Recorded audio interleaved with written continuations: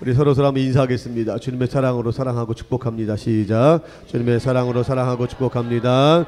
우리 한 번 더 인사할까요? 오늘도 큰 은혜 받으시기 바랍니다. 시작. 오늘도 큰 은혜 받으시기 바랍니다.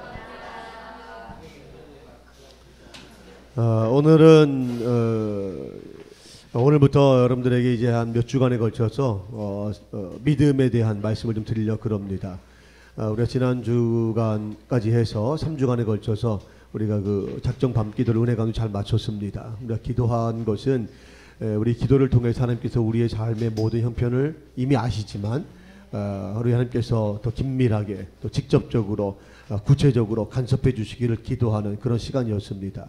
우리가 하나님 앞에 기도하며 하나님께서 우리 기도 가운데 역사하셔서 우리 삶이 하나님의 뜻을 이루는 귀한 삶으로 인도하실 줄로 믿습니다. 이제 그런 그 기도를 우리가 마치고 난 다음에 우리가 어떤 믿음의 삶을 살아갈 것인가에 대한 이제 그런 관점에서 몇 주간 말씀을 드리려고 그래요. 제가 몇 주간이라고 말씀드린 데에는 이유가 있습니다. 설교를 준비하는 과정 속에서 이게 여러 가지를 하나님께서 마음에 감동을 주셔서 기록하다 보니까 주제를 정하다 보니까 계속 나오고 있어요. 그래서 이걸 제가 뭐 4주, 6주, 8주 이렇게 보통 정해서 설교를 했는데 이번 믿음 시리즈는 언제가 끝날지 모르겠어요. 어쨌든 되는 대로 주시는 대로 계속 감동 주시는 대로 정해서 이렇게 말씀을 전하려고 그럽니다. 그래서 믿음 시리즈 오늘 첫 번째 시간으로 따라합시다. 앞장서는 믿음, 선봉에 서는 믿음. 그런 주제를 가지고 말씀을 드리려고 그럽니다. 오늘 이영준 집사님께서 성경 말씀을 대표로 읽어주셨는데 이 말씀의 내용을 잠깐 정리해 말씀드리면 이런 것입니다. 이스라엘이 이제 출애굽하고 가나안 정복을 했죠. 이 정복 과정에서 이스라엘 백성들을 가나안 땅을 거의 다 정복하고 원주민들을 쫓아냈습니다. 그리고 그 땅의 분배까지 이루어진 그런 상황이었습니다. 이제 여호수아가 해야 할 사명들은 다 끝났죠. 이제 그러면서 여호수아가 죽은 이후에 그 이후에 사사시대가 이제 도래하기 바로 직전에 있었던 그런 사건 하나를 소개를 하고 있는 것이죠. 물론 이제 이스라엘 백성들이 가나안 땅을 정복하고 땅의 분배까지 끝났지만 이것이 완전하다 그렇게 말하기는 좀 어려운 그런 상황이었습니다. 왜냐하면 하나님께서 그 이스라엘 백성들에게 가나안 땅 정복에 대한 말씀을 하실 때에 그들을 완전히 내어 쫓으라 그렇게 말씀하셨거든요. 근데 그 아직도 숨어 있는 그리고 그들 속에 자신의 존재를 숨기고 은밀하게 숨어 사는 그런 사람들이 남아 있었기 때문에 그들을 완전히 쫓아내는 작업을 다 완수하지 못한 그런 상황이었습니다. 그런 상황 속에서 이제 주님께서 우리 이스라엘 백성들에게 명령하셨던 완전한 정복, 완전한 멸절을 위해서 마지막 이제 작업을 해야 되는 그런 상황이 있었거든요. 그때 이제 이 일을 누가 감당할 것인가의 부분에 대해서 얘기가 되었을 때 유다 지파가 시므온 지파와 더불어서 우리가 이 일에 선봉에 서겠다 그렇게 손들고 나서는 그런 장면이 오늘 본문의 내용입니다. 하나님께서 명령하신 바 가나안 땅에 있었던 모든 원주민들 그 7개의 대표되는 7개의 원주민들을 완전히 몰아내고 그것을 하나님 나라의 초석이 되어지는 그런 땅으로 만들라고 명령하셨기 때문에 그 명령을 이제 완수하기 위해서는 누군가 이 마지막 작업을 해야 된다고 하는 이런 필요성을 갖고 있었던 그런 때였거든요. 바로 그때 유다가 손을 들어서 자원을 한 것입니다. 어느 지파가 나서서 이 일을 감당할 것인가 이렇게 얘기했을 때 지금은 여호수아도 없는 때거든요.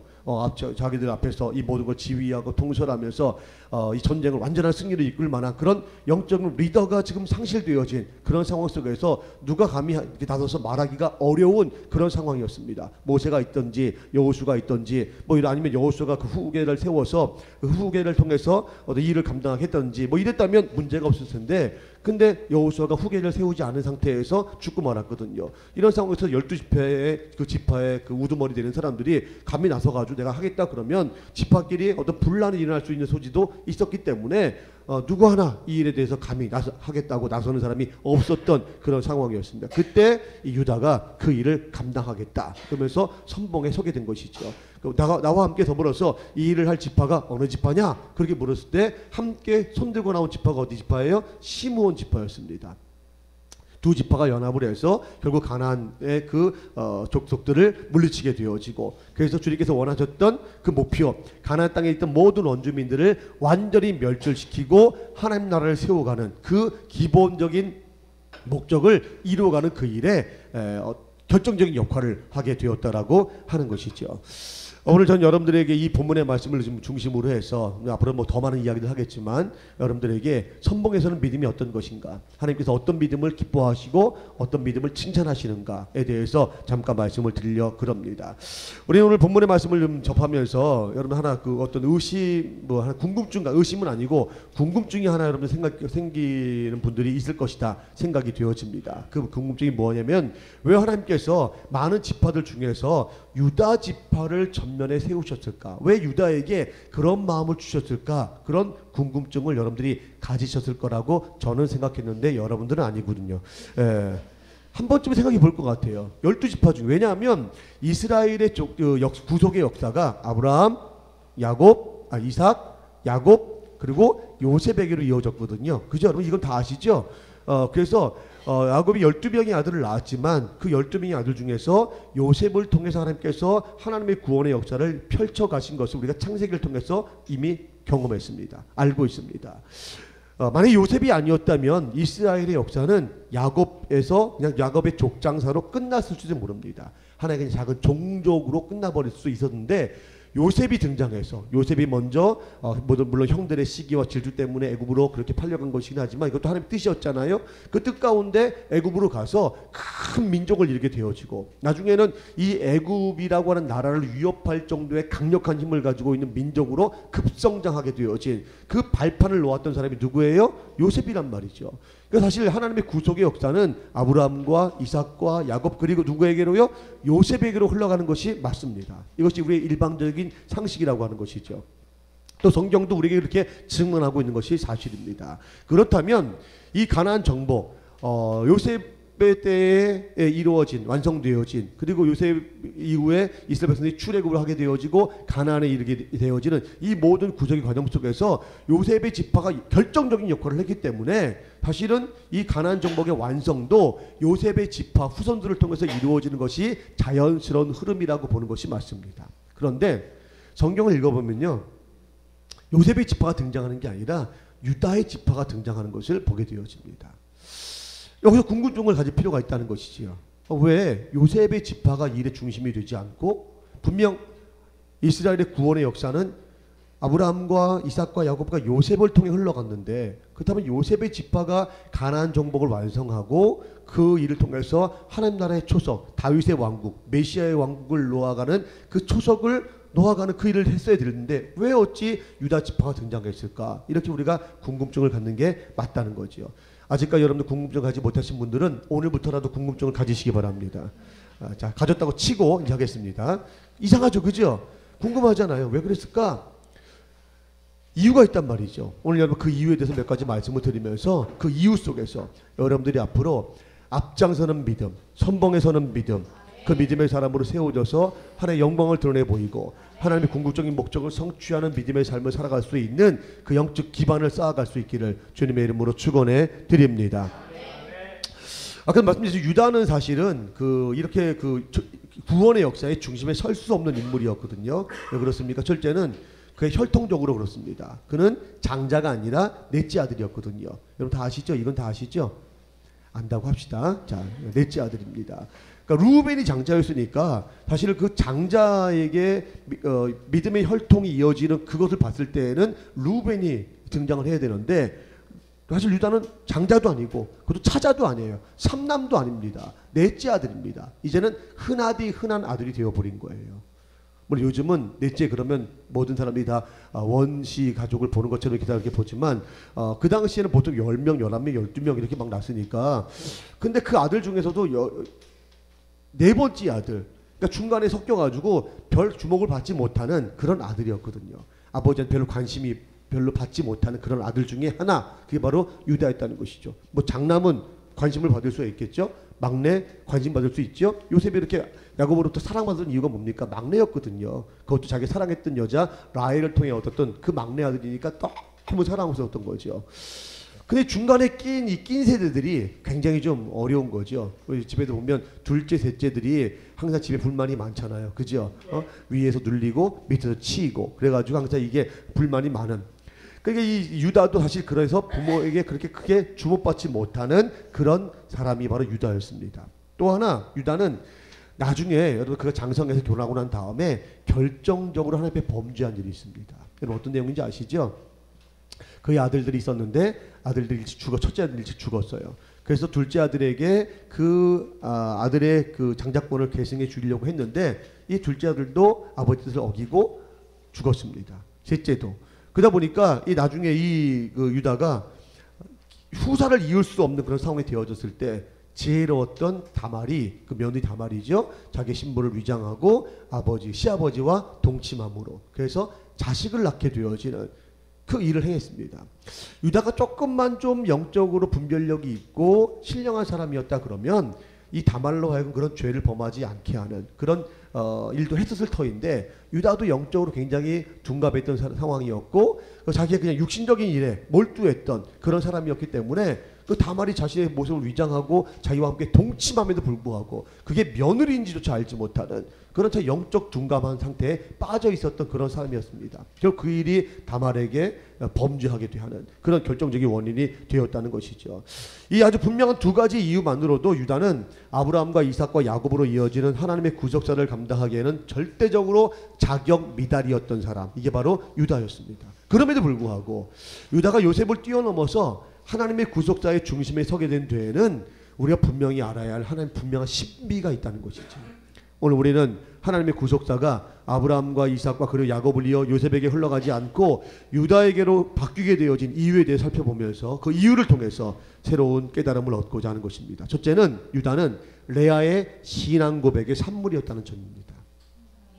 여러분께 자식을 낳을 때 물론 그냥 낳는 사람이 어디 있겠어요. 그러나 여러분들 자식을 낳을 때 하나님 앞에 정말 기도하고 하나님 뜻대로 이 아이를 잘 낳아서 기르기를 여러분들 하나님 앞에 소원하고 그렇게 낳고 기르시기 바랍니다. 여러분 제가 잠깐 아까 그 야곱의 가족사에 대해서 잠깐 말씀을 드렸는데 12명의 아들 중에서 네 번째 아들이라 말씀을 드렸어요. 그런데 사실 이 야곱은 레아를 사랑했습니까? 사랑하지 않았습니까? 사랑하지 않았습니다. 그 자기 삼촌 라반의 그 계획에 의해서 어쩔 수 없이 부부의 연을 맺게 되어진 사람이 레아거든요. 야곱은 정말 사랑했던 사람이 있었죠. 누구죠? 나라고요?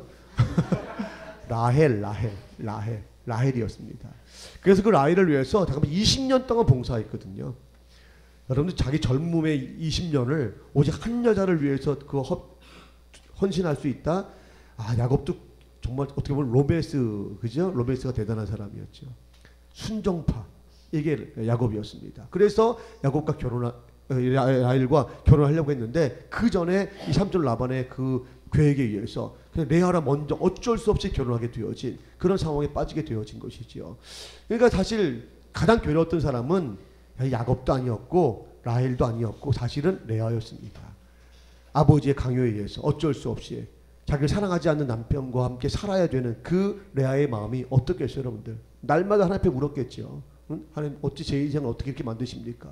얘가 뭘 잘못했다고? 제가 원하는 저를 사랑해주는 남사와 결혼해서 행복한 가정생활하는 것이 제 소원이었는데 제 소원이 그렇게 화려한 것이었습니까? 대단한 것이었습니까? 별거 아닌 거잖아요. 이 작은 소망마저도 꺾어버리시는 주님의 뜻이 무엇입니까? 아마 하나님 앞에 매일 원망하고 불평하면서 아마 울면서 기도했을 거란 말이죠. 그러는 사이에 야곱이 어떻든 부부니까 부부관계를 통해서 아이들이 만들어지기 시작했죠. 첫 번째 누구예요? 루벤. 첫 번째 아들 딱 낳고 나서 이 레아의 마음속에 어떤 마음이 있었냐면 야곱이 이제 나를 좀 아들을 낳아준 장본인이니까, 그것도 장자를 낳아준 장본인이니까 나를 좀 사랑해 주겠구나, 그런 마음 가지고 루벤 이렇게 진 거예요. 그 뜻이 뭐죠? 보라 아들이다 있을 거예요. 없네요. 네, 보라 아들이다. 그렇게 이름을 지었단 말이죠. 이 아들 당신의 아들입니다. 좀 보세요. 그 아들 낳아준 저를 좀 봐주세요. 그런 뜻이 담겨져 있었던 것이죠. 그러나 야곱은 여전히 레아를 바라보지 않았어요. 그런 관계에서 두 번째 아들을 낳았습니다. 그 두 번째 아들이 누구죠? 시므온이죠. 시므온. 그때 그가 뭐라고 고백합니까? 하나님께서 나의 고통을 들으셨다 했습니다. 얼마나 그 마음이 괴로웠으면 둘째 아들을 낳으면서 내 고통을 들으신 하나님께서 내 고통을 갚아주시기 위해서 낳게 하신 아들이다. 그런 마음 고백을 가지고 이 아들을 야곱 앞에 내어놓았지만 여전히 야곱의 마음은 흔들리지 않았습니다. 네, 도표로 잘 그렸네요. 그리고 세 번째 아들을 낳게 되는데 그 세 번째 아들이 뭡니까? 레위입니다. 레위. 이제 레위를 낳으면서 이 레아 마음속에 이제 남편이 아들을 셋씩이나 낳았으니까 나와 이제 연합해 주기를 바라는 그런 간절한 소원을 가지고 레위 이렇게 이름을 지었던 것이죠. 그러니까 이 아들들의 이름 속에는요, 레아의 간절한 마음, 그 남편을 향한, 또 하나님 앞에 자신의 어떤 그 상황과 처지를 탄식한 듯한 그런 고백들이 담겨져 있는 것이에요. 그냥 이름을 지은 것이 아닙니다. 근데 그 세 번째 아들을 낳고 나서 레아가 결정적인 사실 하나를 깨닫게 되어집니다. 인간의 모든 바램, 인간의 모든 기대, 이것이 다 수포로 돌아간 이후에 하나님께서 자신에게 정말 원하는 것이 그냥 남편에 대한 사랑에 대한 갈구, 이것이 아니라 하나님이 나에게 원하는 특별한 뭔가 비밀한 것이 있다는 사실을 깨닫게 되어지죠. 그것은 바로 사람은 어떤 환경이나 어떤 주변의 사람들을 바라보고 의지하는 것이 아니라 어떤 상황, 어떤 문제 속에서도 오직 하나님만을 찬양하고 하나님 앞에 기뻐하는 삶을 살아가는 것, 그것이 우리 인생을 향하신 하나님의 뜻이라고 하는 것을 깨닫게 되어집니다. 그리고 낳은 아들이 누구예요? 유다였습니다. 유다를 낳으면서 비로소 그런 큰 깨달음을 얻게 되어진 것이죠. 셋째 아들을 낳을 때까지는 자신을 향하신 하나님의 그 뜻에 대해서 인정할 수가 없었습니다. 받아들일 수 없었어요. 알지도 못했습니다. 그래서 그는 늘 탄식하고 눈물을 흘리며 기도할 수밖에 없었어요. 그러나 유다를 낳으면서 그는 하나님의 큰 뜻, 자기를 향하신, 우리 모든 인생을 향하신 하나님의 궁극적인 뜻이 무엇인가를 바로 알게 되어졌고, 그것을 자신의 신앙 고백 삼아서 아들에게 이름을 붙여주었습니다. 뭐라고요? 유다. 하나님을 찬양하라. 할렐루야. 하나님께서는 레아의 이런 신앙 고백이 담겨져 있는 넷째 아들을 그 유다의 이름과 같이 모든 인생으로부터 찬양받으실 만한 위대한 구속의 역사를 계획하시고 그 계획을 실행하시기 위한 메시아의 그 조상으로 삼아주신 것입니다. 할렐루야. 사랑하는 성도 여러분, 진정한 신앙 고백이 없는 믿음으로는요, 하나님의 구원의 역사를 만들어갈 수 없다는 사실을 우리에게 알게 하시는 겁니다. 우리가 지난번에 베드로의 신앙 고백에 대해서 말씀을 드렸지만, 베드로가 주는 그리스도시요 살아계신 하나님의 아들입니다, 그렇게 고백한 데에는 세 가지의 깊으신 뜻이 있다고 작정 밤기도 마지막 시간에 말씀을 드렸습니다. 나오신 분들은 기억하시겠지만 못 나오신 분들은 모르실 거예요. 이게 뭔 소리인가. 세 가지 말씀드렸죠. 한번 말씀드렸죠. 첫째는 뭐라 그랬죠? 나의 구주. 두 번째는 나의 주관자. 세 번째는 나의 심판자 라고 하는 그 신앙의 고백이 그 베드로의 신앙 고백 속에 담겨져 있다 하는 말씀을 드렸습니다. 이 신앙의 고백 위에 하나님께서 교회를 세우시고 음부의 권세가 이기지 못하게 하시고 마침내 그 교회를 중심으로 해서 하나님의 나라를 세우시는 그 일을 시작하셨다 하는 말씀을 드렸습니다.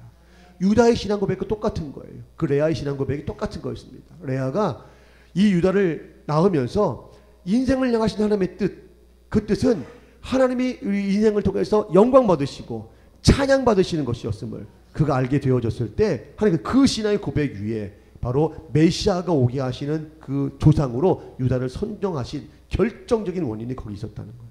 사랑하는 성도 여러분, 그것도 마찬가지예요. 여러분들도 우리 신앙 고백이 입술만의 신앙 고백으로 끝나서는 안 됩니다. 지적인 신앙 고백으로 끝나서는 안 된다는 거예요. 자, 여러분 다시 한번 묻겠습니다. 여러분들에게 있어서 예수님은 어떠신 분이십니까? 이렇게 가만히 있으면 얘기가 안 됩니다. 여러분들에게 있어서 예수님은 어떠신 분이십니까? 좀 전에 다 얘기했잖아요. 여러분, 그런 신앙의 고백을 여러분들이 그냥 들었기 때문에 알아서 하는 것이 아니라 마음의 중심의 고백으로 바뀌어져야 할 줄로 믿습니다. 그 고백 위에 하나님께서 여러분들이 원하시는, 또 하나님께서 원하시는 거룩한 목적을 성취하는 그 일을 시작하시는 겁니다. 하나님께서 요셉이 아닌 유다를 하나님의 구속의 역사의 그 계승자로 세우신 이 결정적인 이유는 바로 그 어머니, 믿음의 어머니 레아의 신앙 고백을 기쁘게 받으셨기 때문이에요. 그러니까 여러분들도 여러분의 자녀들을 정말 믿음 가운데 잘 세워서 하나님의 이 구원의 역사, 이 온 나라, 온 민족과 온 열방들을 하나님 나라에서 되게 하시고자 하시는 하나님의 그 궁극적인 목적을 성취하는 그 주인공으로 세우길 원하신다면, 희망하는 분들이 별로 없군요. 여러분의 자녀를 정말 그런 자녀로 세우길 원하신다면 여러분들이 먼저, 부모된 여러분들이 여러분 자녀를 위한 신앙 고백을 분명히 하셔야 돼요. 유다가 잘한 건 별로 없어요, 사실은요. 뭐 두 번째 얘기를 하겠지만, 그러나 그 먼저, 그 우선적이고 근본적인 이유는 그 어머니 레아의 신앙 고백 때문이었음을 여러분 기억하셔야 합니다. 그러니까 우리 어머니들이, 우리 아버님들이 자녀들을 그냥 육신적으로 사랑하고 인정적으로 사랑하고, 그건 한계가 있는 거예요. 이 아이들을 하나님 기뻐하시는, 하나님 구속의 역사를 이루어갈 만한 그런 중심의 주인공으로 세우기 위해서 내가 어떤 믿음의 고백을 가지고 하나님 앞에 설 것인가에 대한 분명한 답이 여러분 가운데 있어야 할 줄로 믿습니다. 두 번째, 유다가 이 구속의 역사의 중심 가운데 설 수밖에 없었던 두 번째 이유는 그가 앞장서는 믿음을 보였다는 거예요. 창세기 37장에 보면 요셉을 형들이 죽이자 그런 모의를 하게 되어지죠. 그리고 요셉이 형들의 점심 도시락을 가져다 주기 위해서 찾아왔을 때 그들이 꿈꾸는 자가 오도다 그러면서 요셉을 구덩이에 던져서 죽이려고 하는 그 일을 실행을 하게 되어집니다. 그때 유다가 나서서 말을 하죠. 우리가 이 동생의 생명을 취해서 죽인들 우리에게 무슨 유익이 있겠느냐. 죽이지 말고 차라리 이 아이를 상인들의 손에 팔아버리자. 그러면 하나님께서 그 생명을 지키시고 하나님의 뜻 가운데 그 생명을 인도해 가실 것이다.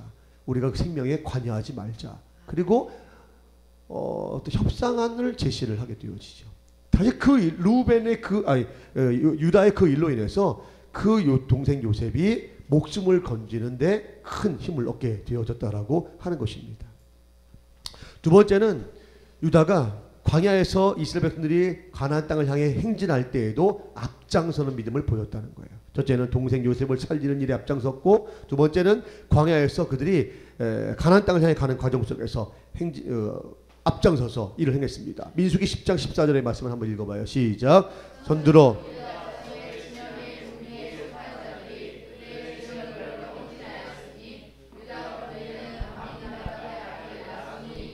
아멘. 여기서 분명 그 12지파가 진영별로 출발을 해서 가나안 향해 진군하는데 사실은 장자인 루벤이 앞장서거나 요셉 지파가 앞장서야 됨에도 불구하고 누가 유다 지파가 앞장을 섰다고 하는 그 분명한 기록이 있다는 것이죠. 그만큼 유다 지파는 자신에게 허락되어 있는 특별한 은혜가 있음을 깨닫고 그 이후로부터는 무엇인지 간에 하나님이 원하시는 일이라면, 하나님 기뻐하시는 일이라면 내가 앞장서겠다고 하는 그 믿음을 실제적으로 드러내 보였던 사람이라고 하는 거예요. 그리고 오늘 본문에서 이야기입니다. 사사기 1장 1절로 2절에 오늘 이 가나안 정복, 이 완전한 정복을 이루기 위해서 이 유다 지파가 또다시 자기가 선봉에 서겠다고 하는 믿음을 드러내 보이고 있다는 것이죠. 이처럼 유다 지파는 매사에 자신의 이익을 앞세우지 않고 공동체와 이웃을 위해 자신을 희생하는 솔선수범의 귀한 모습을 보여주고 있는 것입니다. 이것은 곧 인류의 구세주로 오신 예수님의 모습을 그대로 증거하는 모습이다라고 하는 것이죠. 예수님은 요셉과 같이 이 기가 막힌 운동에 빠진 우리 인생들을 살리시는 일에 앞장서신 분이었습니다. 또한 예수님은 양 같은 모습으로 광야 같은 인생길을 걸어가는 우리들의 목자가 되어 친히 앞서 걸으시면서 우리들을 가장 선한 길로 인도해 주신 분이었습니다. 또한 예수님은 이 치열한 영적 전쟁에서 승리할 수 있도록 우리들에게 날마다 힘과 용기와 지혜를 주신 분이었습니다. 이 유다의 모습이 곧 예수님의 모습과 똑같이 일치하는 것을 우리가 발견하게 되어진다는 것이죠. 유다는 이미 자신이 의도한 건 아니지만, 그렇게 알고 행한 것은 아니지만 자신의 믿음으로 행하는 그 앞장서는 믿음을 통해서 예수님께서 우리 인생 가운데 어떻게 우리 인생에 관여하시고 우리 인생을 도우실 것인가에 대한 그 분명한 증거를 자신의 삶을 통해서 이미 증명해 주었다는 것입니다. 그래서 그 유다를 통해서 메시아이신 예수 그리스도가 이 땅에 오시는 이 엄청난 구속사의 중심에 유다가 설 수 있게 된 줄로 믿습니다. 사랑하는 성도 여러분, 전 여러분들에게도 이런 믿음이 있기를 바랍니다. 유다가 보여주었던, 또 유다의 어머니 레아가 보여주었던 이 위대한 앞장설 줄 아는 믿음, 이 믿음을 가짐으로 말미암아 여러분 모두도 여러분을 통해서 이 땅에 하나님이 구원하시는, 또 계획하시는 이 놀라운 역사가 성취되어지는 이 기쁨 가운데 여러분 모두가 주인공으로 세워질 수 있기를 주의 이름으로 축원해 드립니다. 그러면 앞장선자에게 주실 축복이 무엇이냐는 것이죠. 첫째는 이건 뭐 축복은 이미 예정된 것이니까 그냥 지나가겠습니다. 그냥 읽고 지나갑니다. 첫째는 같이 한번 읽어봐요. 시작. 자손의 번성. 같이 읽어봐요. 시작. 자손의 번성. 두 번째, 가문과 민족의 중심이 되는 복. 세 번째, 왕이 제일 많이 나오는 복. 네 번째, 좋은 땅을 제일 많이 차지하는 복. 다섯 번째, 예수 그리스도가 탄생되는 복. 바로 그 복을 유다가 받았는데 이와 상하는 복을 여러분들도 받게 될 줄로 믿습니다. 그러면 이제 결론적으로 우리 성도들이 앞장서야 할 믿음의 모습이 어떤 것인가 세 가지 간단하게 말씀을 드리고 오늘 말씀을 정리하도록 하겠습니다. 첫째는 사랑의 앞장선자가 되지 않은 것이에요. 유다가 앞장서는 믿음을 통해서 자신의 그 가문을 통해 메시아가 오게 되어지는 하나님의 구속의 역사가 완성되어지는 그 일의 주인공 된 것처럼 여러분들도 하나님의 궁극적인 뜻을 성취하는 그 사역의 중심 되어지는 주인공 되어지는 그런 사람이 되어지려면 유다처럼 앞장서는 믿음을 보여야 되는데 그 앞장서는 믿음은 구체적으로 어떤 것이냐. 첫째, 사랑에 앞장서자는 거예요. 사랑. 아멘입니까? 오늘 이 시대를 가리켜서 뭐라고 말하죠? 사랑이 식어짐으로 불법이 성행하는 시대다. 그렇게 우리가 말을 합니다. 그건 성령의 말씀이기도 하고 주님의 말씀이기도 하죠. 오늘 임도영 권사님께서 기도하시면서 이 사회의 부정부패에 대해서 정말 간절한 마음을 담아서 기도를 하셨어요. 정말 우리가 눈을 뜨고 바라보면 이 땅 가운데 하나님의 이 공의로움이, 하나님의 진실하심이, 하나님의 선하심이 도대체 어디 있느냐 그렇게 물어볼 만큼 참 참담한 상황 속에 우리가 살고 있습니다. 국가 리더들도 심지어는 영적 리더들조차도 하나님의 공의에서 멀어진 듯한 그런 모습을 우리가 너무 발견하기 때문에 마음이 처참하잖아요. 이런 때에 이런 시대의 풍조를 바꾸는 유일한 힘은 여러분들이 예수 그리스도의 사랑으로 감화감동되어지고 그 사랑 때문에 살 수밖에 없고 그 사랑이 없으면 죽을 것만 같은 여러분들 때문에 그 여러분이 행한 그 사랑 때문에 이 세상에 다시 한번 사랑의 역사가 시작되어지는 그 일을 여러분들이 해야 될 줄로 믿습니다. 남들은 다 이기적이고 자기 욕심 차리고 자기 중심적으로 살아가는 이 시대, 그 남들을 짓밟고 남들이 괴로움을 당하든 죽을 일을 당하든 상관없이 오로지 자기 자신만을 위해 살아가는 이런 시대, 살벌하게 그지없는 이런 시대 속에서 여러분들이 예수님처럼 자신을 내려놓고 앞장서서 사랑의 삶을 살아갈 때에 이 세상이 하나님이 기뻐하시는 사랑과 정의의 나라로 바뀌어지는 이 놀라운 역사를 이룰 줄로 믿습니다. 그러기 위해서 여러분 여기서부터 하시는 거예요. 어디서부터 하신다고요? 여기서부터. 신앙의 공동체 안에서부터 여러분 사랑하실 수 있기를 주님의 이름으로 권면해 드립니다. 그래서 늘 제가 여러분 강조해서 말씀을 드렸어요. 교회 와서 여러분들 가재미 눈 뜨면 된다 안 된다? 안 된다 말씀을 드렸습니다. 앞으로 쭉 찢어진 눈으로 이렇게 쳐다보지 말라 제가 말씀을 드렸어요.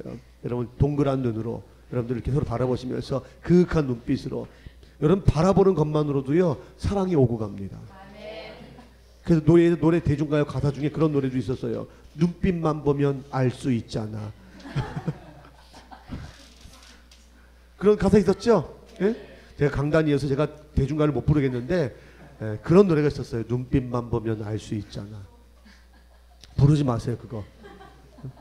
눈빛만 보면 알 수 있는 거예요 사람이. 그 속에 사랑이 담겨져 있는지, 미움이 담겨져 있는지, 증오가 담겨져 있는지, 축복이 담겨져 있는지 아는 거란 말이죠. 그래서 아이들이 자라면서 부모의 사랑 가장 먼저 경험하는 가장 정말 직접적인 통로는요 다른 게 아니라 눈이래. 눈. 아이들이 눈을 떠서 사물을 분간하기 시작할 때 이 사람이 이게 사람인지 뭐 다른 물건인지 이걸 분간하기 시작할 때 처음 만난 아이 컨택하는 그 엄마의 그 사랑스러운 눈빛, 그 눈빛으로 사람이 경험해야 할 그 사랑을 기본을 그들이 경험한다는 거예요. 근데 그때 엄마가 부릅뜬 눈으로 막 아이를 쳐다보면 그 아이가 두려움을 느낀다는 거예요. 근데 그런 부모가 있어요? 없잖아요. 자식 낳고 나서 얼마나 사랑스러운 눈을 쳐다봅니까? 그죠? 이제 얼마 있으면 오겠지만 우리 신세희 선생님하고 정정희 선생님하고 이제 첫 아이를 낳았잖아요. 아주 아이 자랑질환을 하고 페이스북에다가 예쁘죠? 첫 아이니까 얼마나 예쁘겠어요. 제가 봐도 예쁘더라고요. 네. 다행인 것은 세희를 닮아서 감사해요. 근데 어쨌든 너무 예쁜 거예요. 그래서 제가 이렇게 봐도 그러니까 엄마의 그 눈으로 바라볼 때 그 아이가 얼마나 예뻤겠어요. 응? 그냥 거기에 뭐라고 보면 볼수록 사랑스럽다는 거예요. 그렇게 페이스북에다 썼더라고요. 보면 볼수록 사랑스럽다. 그 눈으로 이렇게 아이를 바라보니까 그 아이가 그냥 그 사랑을 먹고 무럭무럭 자라는 거예요. 자녀뿐이겠습니까? 인간 모든 관계가 다 마찬가지예요. 부부관계도 그렇고요. 우리의 서로 성도 간의 관계도 마찬가지예요. 말하지 않아도 눈빛만 보면 알 수 있어요. 저 사람이 정말 나를 사랑하는지, 나를 정말 위하는지, 아니면 나를 그냥 건성으로 바라보고 있는지 미워하고 있는지 그 속에 증오가 있는지 다 안단 말이에요. 눈은 못 속인단 말이에요. 우리 사랑의 눈빛으로 옆에 있는 분들 한번 바라보세요. 어색해 죽을 것만 같으지요. 이게 오래 사신 분일수록, 같이 오래 사신 분일수록 이게 잘 안 됩니다.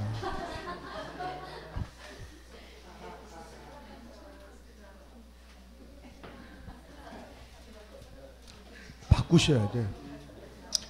그러니까 우리가 사랑한다는 게 뭐 대단한 일 같지만 그렇지 않습니다. 주님께서 자기를 3번이나 부인하는 베드로를 바라보시는 장면이 있었습니다. 그럼 다 아시죠? 대제장 뜰에서 먼 거리도 아니에요. 이렇게 바라보면 눈빛으로 교환되어지는 그 거리에서 베드로가 3번이나 극구 예수님 부인하죠. 그때 예수님께서 이렇게 고개를 돌려서 베드로를 바라보셨어요. 그 눈빛이 어떤 눈빛이었을까요? 내가 그럴 줄 알았어. 내가 예언했잖아. 너 내가 그런 놈인 줄 알았어. 그런 눈빛으로 바라봤다면 베드로가 나가서 통곡하며 울지 않았습니다. 예수님께서 너 두고 보자. 그래, 너 십자가 내 부활한다면서 보자. 그랬으면 베드로는 영원히 숨어들었을 겁니다. 근데 그 눈빛이 그런 눈빛이 아니었단 말이에요. 사랑의 눈빛이었던 거예요. 지금 자기를 3번이나 부인하고 있는 그 베드로, 나는 저주하건대 난 그를 절대 알지 못합니다. 이렇게 말하고 있는 그 베드로를 주님께서 그냥 큰 눈빛으로 바라보시는, 그 눈빛에 베드로가 완전히 녹아버린 거예요. 저는 우리 교회 안에, 공동체 안에 이게 시작돼야 된다고 생각합니다. 우리 오늘날 가정들이 왜 해치되고 있죠? 왜 가정들마다 이렇게 살벌하죠? 우리 아이들이 왜 이렇게 애들이 이렇게 막 어긋나는 삶을 살아가는 이유가 뭘까요? 대화가 없어서가 아니에요. 그건 둘째 문제예요. 대화 꼭 필요할까요? 아니요. 그냥 손만 잡고 있어도 좋을 때가 있었어요. 이영주 집사님, 경순 씨랑 손잡고 있어도 좋을 때가 있었죠. 아무나 하지 않고 덕수궁 돌담길을 걸으며 그냥 행복했던 때가 있었죠. 여러분, 말은요, 그 다음이에요. 그럼 말은 굳이 또 왜 말은 사람에게 계속 감정을 상하게 하는 경우도 오해될, 말을 내서 말이 본뜻이 잘 전달되면 상관이 없는데, 말이라는 게 말하는 사람, 듣는 사람이 또 생각이 똑같지 않으면 반드시 여기서 갈등이 생기거든요. 근데 이 느껴지는 이 온기는 속일 수가 없는 거예요. 그 먼저 가장 중요한 건 눈빛이에요, 눈빛. 여러분들, 우리 교회에서 제가 이거 뭐 지겹게 여러분들 들었지만 가재미 눈 뜨지 말라고 제가. 이렇게 이거 절대로 해서는 안 된다. 나는 그런 뜻으로 보지 않았어도 그 눈길을 경험하는 사람은요, 그 눈빛 때문에 상처받는 거예요. 이미 돌이킬 수가 없어요. 그러면 훈련하셔야 돼요.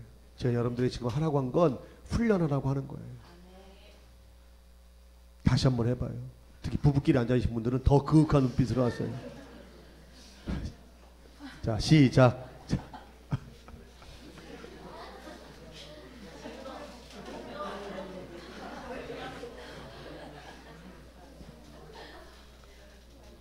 우리 성도끼리도 마음 안 맞죠. 화날 때도 있죠.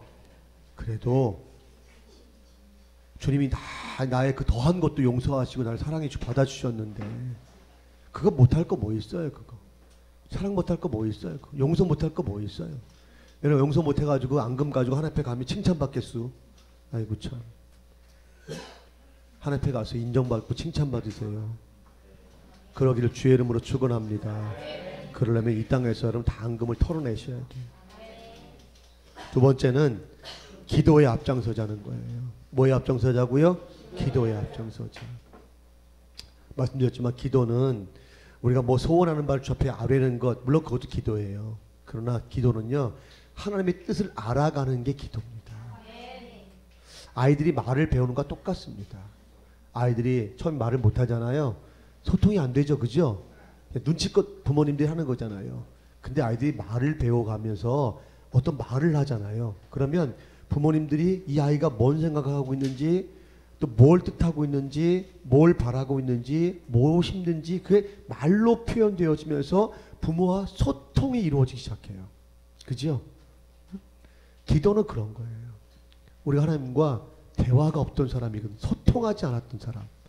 그게 우리 죄인 되었던 우리 모습인데, 우리 예수 그리스도로 말미암아 거듭나게 되어지면 그때부터 영적인 언어를 배우기 시작하죠. 어떤 언어에 하나님과 소통할 수 있는 언어를 배우기 시작해요. 그게 바로 기도입니다. 여러분 기도에 힘쓰는 이유는 여러분 기도 많이 하셔서 여러분 원하는 거를 하나님으로부터 다 받아두리라 그런 뜻이 아니에요. 부자 되시기 바랍니다. 뭐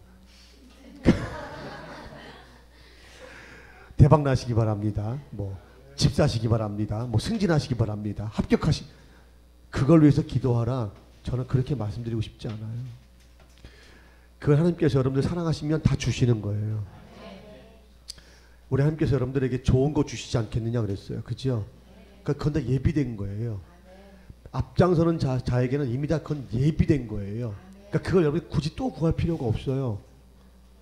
우리는 나에게 그 은혜의 선물을 주시고자 하신 하나님의 마음을 헤아려 드리는 거예요. 그 하나님과 소통하는 거예요. 그게 하나님이 더 원하시는 거거든요.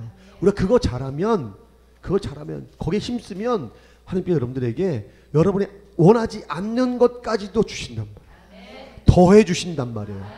꾹꾹 눌러서 흘러 넘치게 하신단 말이에요. 꼭 이래야 아멘을 해요. 이래야. 더 중요한 건 기도하는 거예요. 그렇지. 이렇게 나와야지. 하나님 앞에 여러분들 하나님과 교제하세요. 하나님이 너무 외로워하신단 말이에요. 요즘 하나님과 대화하는 사람이 없어요. 그 하나님이 요청만 해. 요구만 해. 뭘 달라는 거 떼쓰기만 해. 하나님의 얘기를 들어보려고 하지 않아요. 하나님의 마음을 헤아려 보려고 하지 않아요. 제가 우리 아이들이 원할 때 해줄 수 있어요. 아빠 뭐 해줘? 뭐 해줘? 뭐 해줘? 그래. 근데 아빠한테 와서 자기 얘기를 한마디도 하지 않아요. 그럼 제가 어떤 마음이 들까요? 아우 우리 사랑스러운 도원이, 아우 우리 사랑스러운 지혜. 그랬다가 자꾸 그러면 일이 반복되어지면 제 마음속에 이것들 봐라. 내가 지금 뭐 필요한 거 대주는 무슨 뭐 스폰서야? 이런 생각 안 들까요? 관계가 멀어지는 거예요. 그럼. 애들이 와서 아빠 나 학교에서 이런 일이 있었는데 우리 학교에 어떤 오빠 있는데 내 마음이 참 심쿵했어. 자세히 보니까 아빠를 닮았어. 뭐 이런 뭐 이런 자기 속 얘기 하는 거죠. 이런 속 얘기. 아빠 이번에 시험 봤는데 공부가 잘 안 돼. 너무 안 돼. 어떻게 하면 좋을까? 이번에 성적이 잘 안 나올 것 같아. 너무 고민스러워. 뭐 그런 얘기. 아빠는 어떻게 공부했어? 어떻게 공부하면 잘할 수 있어? 이런 얘기. 친구하기 문제. 아빠 나 앞으로 어때 이런 꿈을 꾸고 있는데 이런 꿈이 나한테 적성에 맞는 것 같아. 아빠 생각은 어때? 뭐 이런 얘기를 함께 나누어야죠. 아버지 제가 요새 기도가 잘 안 돼요. 교회 가면 자꾸 졸음만 쏟아지고요. 자꾸 스스로 제가 뺨을 때리게 돼요. 어떻게 하면 좋을까요? 막 이런 얘기들. 우리 그런 얘기 나눌 때 우리 딸내미가 이런 고민을 가지고 있구나. 이런 생각을 하고 있구나. 알고 부모는 가장 좋은 길을 제시해주고 거기에 적합한 가장 좋은 지원을 해주지 않겠습니까? 성도 신앙생활을 바르게 하셔야 돼요. 앞장서는 건 다른 게 앞장서는 게 아니라 기도에 앞장서죠. 그래서 그 앞장서 기도의 자리에 나온 아버지 제가 주님과 좀 얘기하고 싶어요. 그 일에 앞장서는 여러분 성도를 바라보시면서 주님께서 어떤 마음이시겠어요? 기도하자 그러면 저 뒤에 가 있고 주님과는 멀어질 때는 멀어져 가지고 뭐 원할 때는 제일 옆에 와서 주세요. 저 같아서 꽉 한 대 줘받고 싶을 거예요. 우리가 그런 신앙생활 하면서도 기도를 그렇게만 이용한다고. 기도를 말씀을 다 그냥 읽으세요. 그냥 시간이 없어요. 세 번째는 헌신의 앞장서잖아요. 뭐에 앞장서자고요? 헌신. 주님은 우리를 위해서 헌신하셨어요. 다 내어놓으셨어요. 아멘만 그러지 말고, 그럼 여러분도 어떻게 하셔야 돼? 우리가 주를 위해서 헌신하셔야지. 그거 봐, 이런 얘기 또 아멘 적어지잖아. 여러분 주를 위해서 여러분 모든 거 다 내어놓을 자신이 지금 그런 마음의 결단이 되어 있습니까? 주님은 여러분을 우리를 위해 다 내어놓으셨는데 아끼신 것이 하나도 없어요. 우리 그런 주님문 앞에서 우리가 주님께 우리에게 뭔가 요구하실 때 우리가 가지고 있는 한 부분이에요. 그것도 물질의 한 부분, 시간의 한 부분, 우리 마음의 한 부분, 우리 한 부분을 주님께 요청하실 때 우리가 그 한 부분 내어드리면서 얼마큼 여러분 기쁘고 즐거운 마음을 내어드렸어요. 생색내지 않았어요? 내 것이라고 막 주장하면서 뭔가 계산하고 타협하려고 하지 않았어요? 제가 하나님 이렇게 시간 드려요. 이렇게 보상해 주세요. 제가 11조 드리잖아요. 보상해 주세요. 제가 지금 은사 내놓잖아요. 보상해 주세요. 우리 혹시 타협하고 하나님 앞에 거래하지 않았어요? 여러분 하나님 앞에 내어놓는 그 모든 걸 내어놓을 때마다 저는 여러분들 하나도 계산 없이 순수하게 진실함으로 기쁨으로 자원해서 내어놓으셨어요? 그게 하나님께서 원하시는 앞장서는 믿음이라는 거예요. 우리 주님께서 십자가 지시고 인류의 구원을 위해서 앞장서셨잖아요. 그럼 우리도 그 주님 따라서 앞장서는 믿음, 특별히 우리가 원하시는 것이 있다면 주님 제가 다른 사람은 내놓지 않는다 할지라도 다른 사람을 아낀다 할지라도 저는 기꺼이 내놓겠습니다. 저는 우선적으로 내어놓겠습니다. 이번에 작정 밤기도 하면서 어떤 가정에서 피아노를 헌신하셨어요. 저희 교회 피아노가 고집이 있어가지고 한번 들어가면 안 나와요. 이렇게 줄 때까지 안 나와요. 그러다 보니까 이 반주자들이 너무 힘들어하고 그런 중에도 우리 반주자들이 참 은혜롭게 반주를 잘해주는 거죠. 다른 데 같았으면 난리 났죠. 이거 뭐 당장 바꿔달라고. 이 몇 달이 됐는데 고치지 못하고 저희가 뭐 형편이 당장 이렇게 바꿀 수 있는 그런 것도 아니고 그 기도하고 있었는데 한 가정에 한 분에게 하나님께서 감동 주셔서 그래서 사실은 피아노 한 200~300 정도 하는데 헌신할 수 있는 마음을 주셨어요. 그래서 그 기도 지금 작정 밤기도 때 올라왔어요.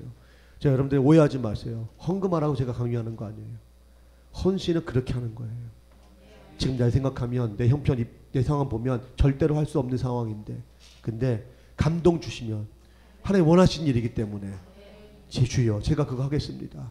앞장서서 하는 거예요. 그걸 하나님께서 복을 주시는 거예요. 오해하지 마세요. 헌금 많이 하라 그런 뜻으로 드린 말씀이 아니에요. 우리가 하나님께 진짜 복을 받을 수 있는 정말 하나님이 정말 기뻐하시는 그 일이 어떤 신앙생활인가 여러분들에게 말씀드리는 거예요.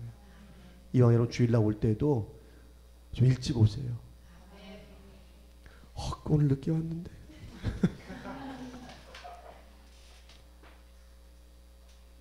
우리가 누군가를 내 인생의 중요한 사람 만나러 갈 때에도 서둘러 가잖아요. 우리 인생을 주관하시고 다스리시는 그 하나님 앞에 나아가면서 시간 꼭 재면서 와야겠어요? 헐레벌떡 와야겠어요? 하나님 원하시는 헌신은 대단한 게 아니에요. 제가 목회 23년 하면서 깨닫는 게 있는데 그게 뭐냐면 우리 하나님께서 우리 형편같이 너무 잘하셔서요. 우리는 어떤 엄청난 뭐 대단한 걸 해야 된다고 생각하는데 하나님은 그게 아니셨더라고요. 하나님은 야 그거 아니야. 네가 할 수 있는 거 그냥 최선을 다해서 성심을 다해서 하면 돼. 그게 하나님 우리가 원하시는 거였더라고요. 근데 우리 그걸 못한 거예요. 뭔가 뭐 삐까뻔쩍하고 뭐 사람들이 우와 뭐 그런 걸 해야 뭐 대단한 거 한 거 이렇게 하려니까 부담스러워 힘들고 아니에요. 예배 시간 10분 일찍 오는 거예요. 30분 일찍 오는 거예요. 1시간 일찍 오는 거예요. 그럼 찬양단이 앞에서 찬양 인도하는데 아무도 없으면 그 찬양을 준비하고 인도해야 되는 마음이 어떻겠어요 여러분들. 허전하거든요. 그럼 다 와서 다 하면 얼마나 그게 하나 영광 돌리는 거예요. 그만할게요 이제. 목사님 제발 그만하세요. 12시 반이 다 돼가고 있어요. 그래서 그만하겠습니다. 오늘 유다가 보여주었던 앞장서는 믿음. 남들은 다 하지 않고 할 수 없다고 생각하고 그래서 뒤로 물러서고 포기하고 있었던 그런 상황 속에서 제가 하겠습니다. 제가 앞장서겠습니다. 그 믿음을 주님 기뻐하시고 그 믿음을 축복하신 것처럼 여러분들도 하나님께서 원하시고 바라시는 일이 있다면 뒤처지지 마시고 꽁무니 빼지 마시고 모른 척하지 마시고 제가 하겠습니다. 선봉에서는 여러분 되실 주의 이름으로 축원합니다. 기도하겠습니다. 하나님 감사합니다. 유다는 메시아가 오실 만한 그런 근거를 갖고 있지 못한 사람이었습니다. 그러나 그가 또 그의 어머니 레아가 선봉에서는 믿음을 가지고 있었을 때 그 믿음이 축복하셔서 그의 가문을 통해 메시아가 이 땅에 오시는 이 놀라운 축복 중에 축복을 얻게 되었습니다. 하나님, 저기 이 땅에서 예수 그리스도를 믿고 믿음의 삶을 살아가는 성도로 저희가 부름받았는데 저희의 믿음의 삶이 과연 주님께서 기뻐하실 만한 믿음입니까? 크다고 인정하실 만한 믿음입니까? 우리의 믿음은 여전히 눈치 보고 여전히 계산하고 여전히 뒤를 돌아보고 그래서 주님께서 기뻐하시는 모습이 아니 주께서 마음 상하게 하시는 그런 믿음의 모습을 가지고 살아오지 않았습니까? 이제 유다의 모습을 통해서 다시 한번 우리의 믿음을 점검하면서 저의 믿음이 앞장서는 믿음 되어지길 원합니다. 주님께서 십자가 지시고 앞장서신 것처럼 저희 또한 십자가 지고 이 시대를 앞장서 걸어감으로 말미암아 이 땅의 모든 불의함들과 패역함들과 모든 불순한 것들을 제거해버리고 이 땅에 새로운 생명의 길을 놓아가는 그 일에 충성할 수 있도록 도와주시옵소서. 감사하며 예수님의 이름으로 기도하옵나이다. 아멘.